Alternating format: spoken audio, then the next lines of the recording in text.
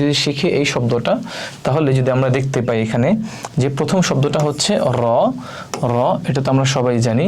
তাহলে দ্বিতীয় শব্দটা দত কিভাবে হলো? দ্বিতীয় যে শব্দটা এই শব্দটা দত কিভাবে হলো? দেখুন দত মূলত কি রকম, এটা হচ্ছে দত, এটা হচ্ছে দত। কিন্তু দত যখন কোন একটা শব্দের মাঝে চলে আসে, দত যখন কোন একটা শব্দের মাঝে চলে আসে, তখন তার লেখাটা হচ্ছে হয়তো শুরু থেকে এসে তারপর হচ্ছে এরকম হবে দত, দত। কিন্তু এটা কি, এটা হচ্ছে যেহেতু র কখনো তার পরবর্তী কোনো শব্দের সাথে যুক্ত হতে পারে না। র কখনো, সবসময় মনে রাখবেন, র প্রথম হচ্ছে দাল, জাল, র, জা, ওয়াও।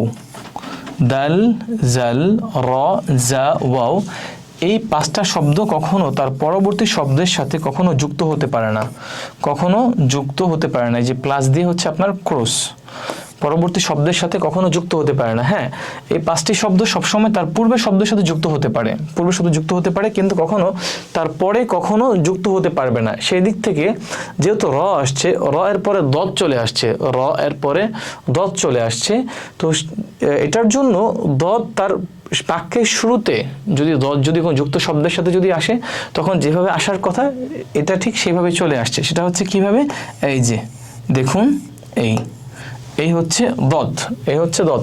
যদি এখন বাকি লেখাগুলো যদি মুছে ফেলে, তাহলে আপনাদের জন্য দেখাটা একটু সহজ হয়ে যাবে। এখন দেখুন, এটা হচ্ছে দত, দত, দদের প্রথম অংশ, দদ এর প্রথম অংশ।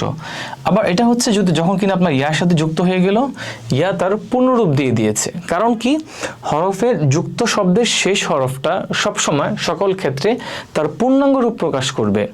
আরবি ভাষার যুক্ত শব্দের শেষ হরফটা, আরবি ভাষার যুক্ত শব্দের শেষ হরফটা সবসময় তার পূর্ণরূপ প্রকাশ করবে। এটার জন্য যখন আমরা এখানে দতটাকে দেখতে পেলাম, ঠিক তার পাশেই ইয়াটাকে আমরা যুক্ত রূপে তার পূর্ণরূপ হিসেবে আমরা তাকে দেখতে পেলাম।